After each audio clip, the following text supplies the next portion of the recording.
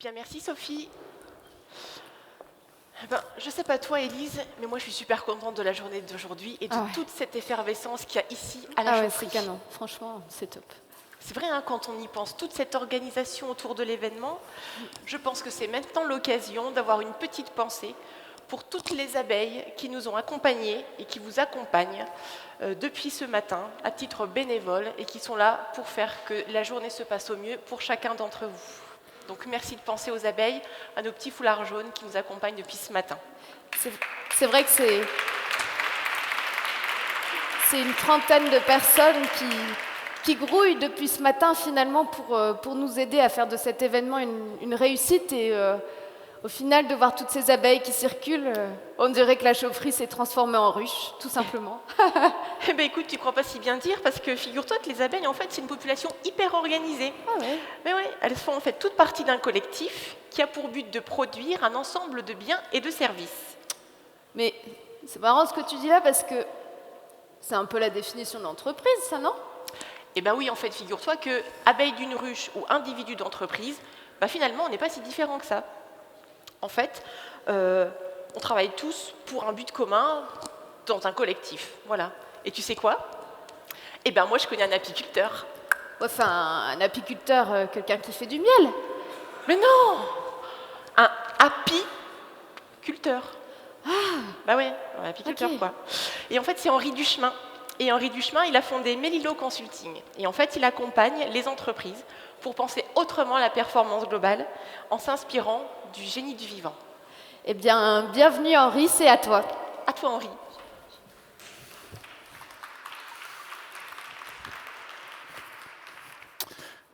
Bonjour.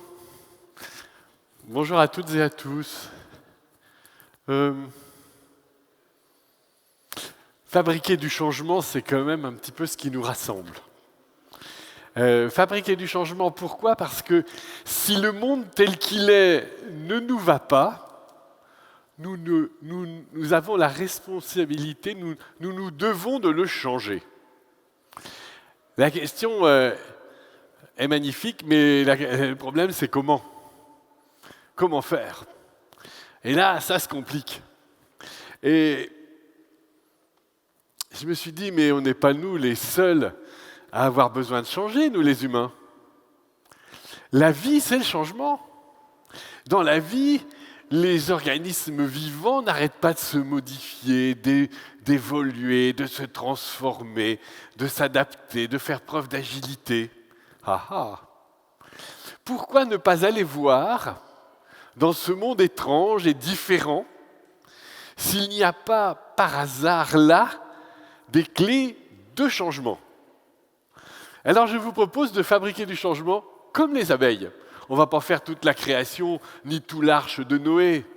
En 20 minutes, ce n'est pas possible. Donc on va se concentrer sur des insectes qui ont la particularité d'être super organisés. Je vous parle des abeilles à miel et qui sont confrontées en permanence au changement. Car comme vous le savez, les abeilles, si vous avez une ruche super bien organisée, avec plein d'abeilles, mais qu'elle est au milieu d'un désert dans lequel il n'y a pas de fleurs, ça ne marche pas.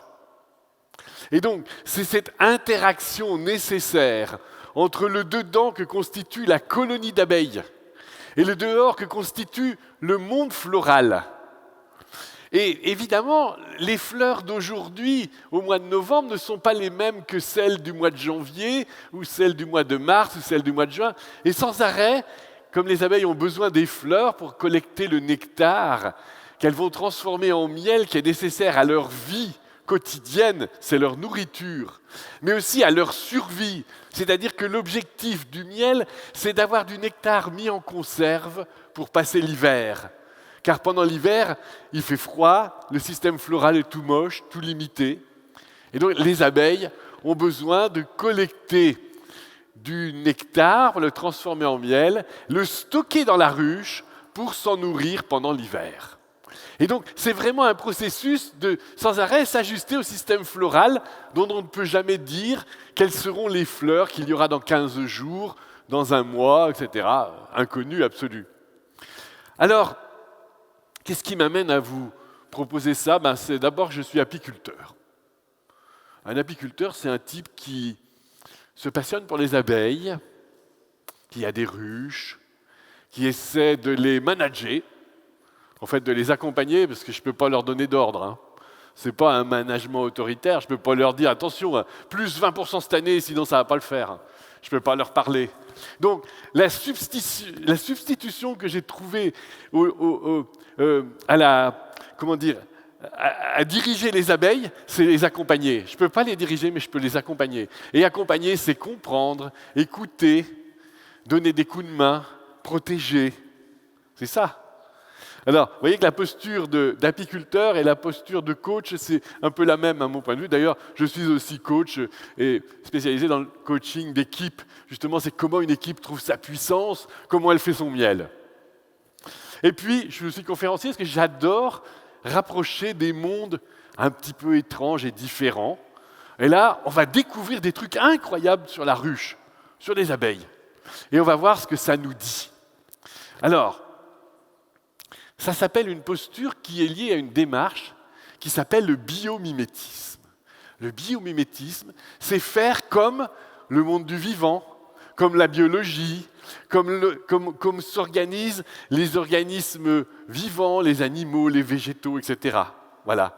Et donc, le biomimétisme, c'est une démarche qui consiste à aller voir comment marche le vivant, la nature, depuis des millions et des milliards d'années, pour voir en quoi cela peut nous inspirer, nous donner des clés, des solutions pour innover. Alors, il y a des exemples de biomimétisme. Alors, il y en a un qui tombe sous le sens. C'est les structures en nid d'abeilles. Les structures en nid d'abeilles sont mises au point par les abeilles. On les copie complètement pour faire des matériaux composites qui ont des qualités de légèreté, de résistance incroyables. Ça, c'est du biomimétisme technologique. Je recopie une technique que la nature a mise au point pour me l'approprier pour les humains, pour faire des avions, des bateaux, des tas de trucs. Il y a un autre type de biomimétisme, et c'est le biomimétisme des process, de la manière que la nature fait pour se transformer. Je vais vous donner un exemple, c'est par exemple comment l'araignée tisse sa toile. C'est vachement compliqué, mais ça donne un truc efficace, à savoir que tout le monde qui passe dans la toile, bam, c'est le piège qui marche à tous les coups. Alors, c'est quand même pas mal. Donc c'est comment faire. Et là, je vous propose un biomimétisme des organisations, comment s'organise la ruche pour s'adapter au changement.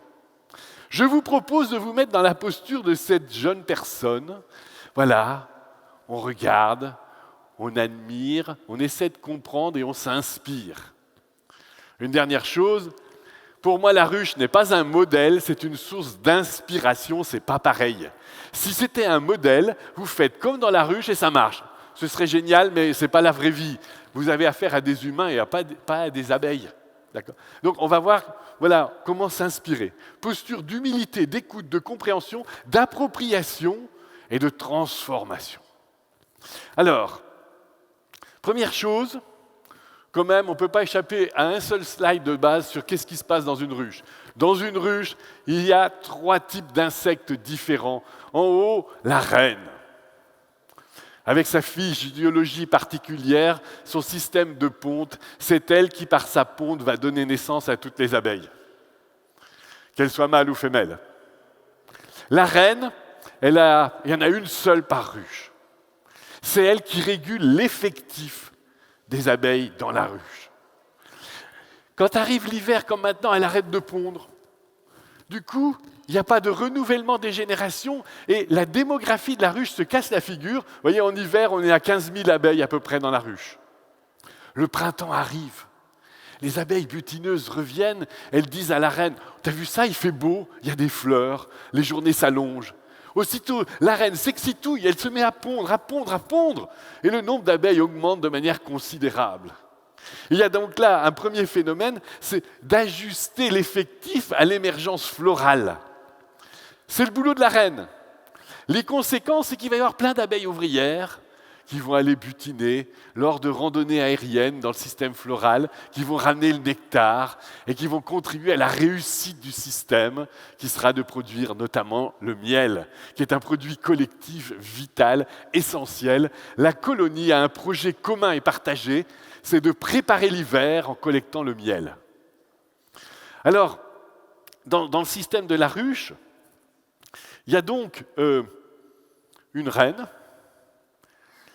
Il y a des mâles qui doivent féconder la reine. J'ose pas trop faire les gestes. Qui doivent féconder la reine, en vol en plus, ça s'appelle s'envoyer en l'air, pour qu'elle puisse pondre. C'est les principes de base. Et puis il y a les ouvrières qui produisent. Dans la ruche cohabitent deux fonctions différentes. La reproduction, c'est la reine et les mâles. Et la production, c'est les ouvrières. La reine ne s'occupe pas de gérer la prod. La ruche est une entreprise libérée, auto-organisée en équipe. Et puis, la reine, elle produit une odeur de cohésion qui contribue à la cohésion du système. Alors maintenant, je vous propose une visite dans la ruche pour voir 3 éléments clés qui favorisent la réussite du changement par les abeilles. Le premier, c'est le suivant. La danse des abeilles. Quand le soleil se lève, vous avez le soleil qui se lève, vous avez une ruche. Évidemment, c'est en Savoie, je viens de Chambéry, donc on est plutôt sur les plateaux des Préalpes, vous avez quelques sapins, d'accord ? Le soleil se lève, les premières abeilles sortent de la ruche, on les appelle les éclaireuses, elles butinent, elles cherchent où sont les ressources florales les plus intéressantes de ce jour-là, et elles vont découvrir dans le point 2, par exemple, un tilleul en fleurs. Waouh, super. Elles vont prendre le nectar, refiler à la ruche. Et là, elles vont organiser une réunion avec les autres abeilles qui ne sont encore pas sorties, on est au petit matin, pour leur donner des informations importantes pour qu'elles réussissent leur butinage.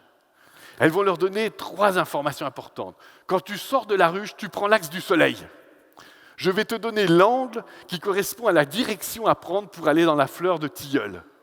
Je vais te donner la distance entre la ruche et le tilleul. Je vais te donner un petit bisou avec du nectar de tilleul pour que tu mémorises la cible à atteindre.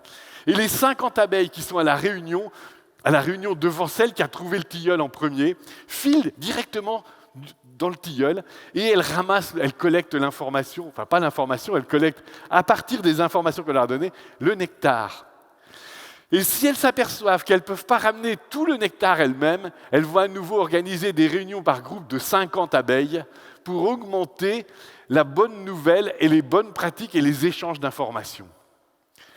Une des manières de s'adapter au changement, c'est de le faire en direct live.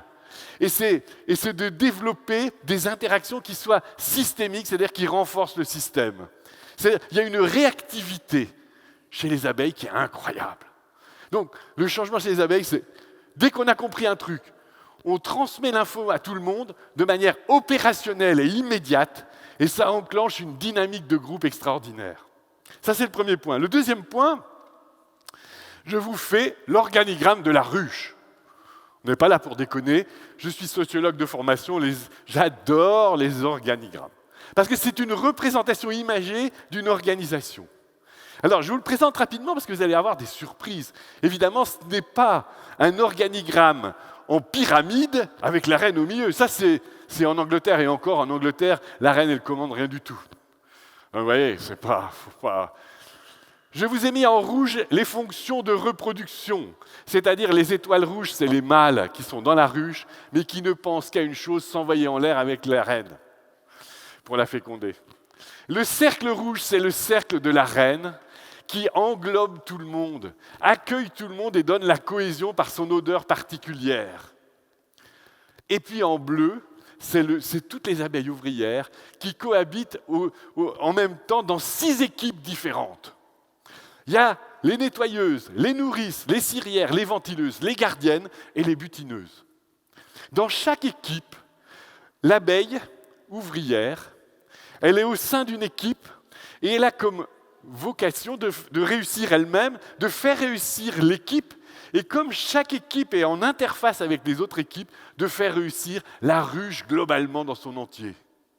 Et donc, Et dernière info importante, chaque abeille change 6 fois de fonction dans la ruche, je parle des abeilles ouvrières, pour occuper les 6 fonctions, elle change 6 fois d'équipe. Ça s'appelle, dans les OPCA, la formation tout au long de la vie. Mais il n'y a pas d'OPCA chez les abeilles. Donc, ce que je veux dire par là, c'est que chaque abeille, plutôt que d'avoir un rôle d'obéir à une décision centralisée qui viendrait de la reine, ce qui est l'image qu'on a quand on ne connaît pas ce monde, en fait, elle appartient à une équipe pour contribuer à la réussite du système. Et c'est ce que j'ai appelé développer des logiques contributives. Plutôt que obéir, parce que le changement, si vous faites que obéir à ceux qui vous ont dit comment il fallait changer, si leur idée est la bonne, c'est génial, mais s'ils se plantent, tout le monde se plante.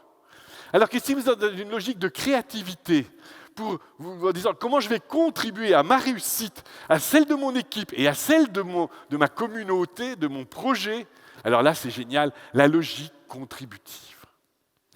J'ai une dernière petite information à vous, une petite révélation. Alors vous voyez, l'organigramme de la ruche, ce n'est pas du tout la pyramide autoritaire qu'on imagine. C'est une logique décentralisée, auto-organisée et pleine d'initiatives émergentes. On peut parler d'une... Alors on pourrait parler, c'est une image. La ruche est une entreprise libérée qui n'attend pas tout d'un chef et d'un leader, mais qui s'auto-organise pour une réussite collective dans une logique contributive. Cela peut être une possible définition d'entreprise libérée. Une dernière chose sur la ruche. Incroyable. Dans la ruche, il y a un confort de vie qui passe par une température interne au sein de la ruche, qui est une constante hiver comme été, qu'il fasse moins 10 dehors, plus 20 ou plus 40, à l'intérieur de la ruche, toute l'année durant, la température est maintenue à 35 degrés. Sans être abonné à Engie, sans même qu'il y ait une chaufferie dans le voisinage. Comment c'est possible? Alors je vous montre ce petit schéma qui est un schéma d'un éthologue américain qui s'appelle Thomas Seeley. Vous avez là, donc, les abeilles dans une ruche, ça forme comme une boule, comme un ballon. D'accord? Sur la partie qui est bleue et jaune, c'est les abeilles pendant l'hiver. C'est vu en coupe. Vous avez un carré, une ruche, c'est un cube. Le carré symbolise la coupe du cube. Et le ballon coupé en deux, ça fait un cercle. Mais sur cette image, vous avez deux parties. Une partie où il y a du bleu, du jaune et du rouge. C'est la position des abeilles pendant l'hiver. Et sur l'autre partie, vous avez des couloirs d'aération blancs, et du rouge et du jaune, et c'est la position des abeilles pendant l'été. D'accord? Qu'est-ce qui se passe? C'est que, on a observé avec des caméras thermiques, etc., que pendant l'hiver, sur la première partie de mon côté, il y a des abeilles qui mangent du miel à haute dose pour produire de l'énergie et pour chauffer le système à 35 degrés. Au milieu, dans la zone en jaune, il y a des abeilles qui sont entre 20 et 30 degrés, tranquilles, assises sur le radiateur, peinards. Et puis, sur la bordure, alors que le bleu symbolise le froid, il y a les abeilles qui se mettent les unes contre les autres pour se tenir chaud, mais pour empêcher la chaleur de sortir et le froid d'entrer. Mais on s'est aperçu, les éthologues spécialistes du comportement des animaux se sont aperçus que toutes les 20 minutes, une abeille qui est au centre et qui chauffe, qu'on appelle une abeille chauffeuse, elle va arrêter de chauffer pour ne pas s'épuiser. Elle va aller se mettre dans la zone de repos en jaune et d'autres vont prendre sa place. Et pareil pour les abeilles qui font la protection thermique, quand elles commencent à avoir froid, elles vont se mettre à l'intérieur et d'autres vont prendre leur place. Autrement dit, c'est un système thermodynamique où il y a en fait une intelligence collective du groupe où chacun contribue encore une fois à la réussite du groupe. Non pas sinon, si tout le monde se mettait dans la zone de confort, en disant moi le chauffage je m'en fous et la protection je m'en fous, tout le monde risquerait de mourir. Alors que là, il y a un système d'échange incroyable. Et alors pour l'été, il fait très chaud. Imaginez une canicule à 40 degrés. C'est bien supérieur à 35 degrés. Donc il y a un risque d'étouffement pour les abeilles. La cire peut fondre. Il y a un problème. Qu'est-ce qui va se passer? Les abeilles vont sortir de la ruche, chercher de l'eau dans les rivières, l'arroser, etc. Revenir dans les couloirs d'aération qui sont les traits blancs. Et il y a des ventileuses qui ventilent. Et puis il y a des abeilles qui régurgitent l'eau comme un brumisateur, et l'eau va s'évaporer et emmener les calories trop élevées pour redescendre à 35. C'est la métaphore même de l'intelligence collective, à savoir comment réussir ensemble à résoudre un problème qu'un individu ne peut pas résoudre. C'est la dynamique de groupe qui résout le problème de la température de la ruche. C'est la métaphore de l'intelligence collective. Et donc, c'est fondamental. Évidemment, il y aurait 10 000 choses à dire sur ces insectes incroyables dont la performance est énorme, puisque une colonie d'abeilles de 50 000 abeilles, ça vous fait 50 kilos de miel. Si tout va bien et si les humains ont respecté et pas intoxiqué tout le système végétal environnant. D'accord ? Je conclus. Quelles sont les 3 leçons qui me viennent de la ruche que je vous propose de partager pour réfléchir sur la notion de changement et la manière de réussir le changement? Souvenez-vous de la danse des abeilles. Développer et renforcer les interactions systémiques. Ça veut dire quoi? Ça veut dire développer les relations qui renforcent et nourrissent le système. Pas celles qui le parasitent, pas celles qui le détruisent, pas le genre de mail répondre à tous alors que personne n'est concerné et que tout le monde s'en fout. Développer et renforcer les interactions, c'est hyper interactif, systémiques au bénéfice du système. Deuxième leçon issue de la ruche en matière de changement, susciter et faciliter les logiques contributives. Autrement dit, plutôt qu'obéir, contribuer. Ça change tout. Quand j'ai dirigé des entreprises, maintenant je suis consultant, comme tous les mecs à 50 ans, quand on a marre de bosser pour les autres, ils montent leur boîte. Quand je faisais mes entretiens d'évaluation, j'appliquais cette logique contributive en faisant la chose suivante. Je ne disais pas, est-ce que tu as atteint tes objectifs, l'entretien annuel, vous savez le truc. Alors l'autre, il est comme ça, il a préparé ses fiches pour ne pas se faire avoir, et puis pour demander une augmentation, en général, c'est comme ça que ça se passe. Et donc, je disais que laisse tomber tes fiches, tu vas me dire un truc. En quoi tu as contribué à ta réussite personnelle, à celle de ton service ou de ton équipe et à la réussite de l'entreprise. Ça change tout. Parce qu'on est bien dans une logique contributive et une façon de s'adapter au changement, c'est de susciter et de faciliter les logiques contributives, à la fois au plan individuel, mais aussi de l'équipe et du groupe, voire de la société. Pourquoi pas ? Votre propre société, si c'est une SAS ou une SARL, elle est dans la société globale. Et tout est lié. On est dans les logiques systémiques. Dernière chose, favoriser et renforcer l'intelligence collective. Alors là-dessus, j'ai un dernier message.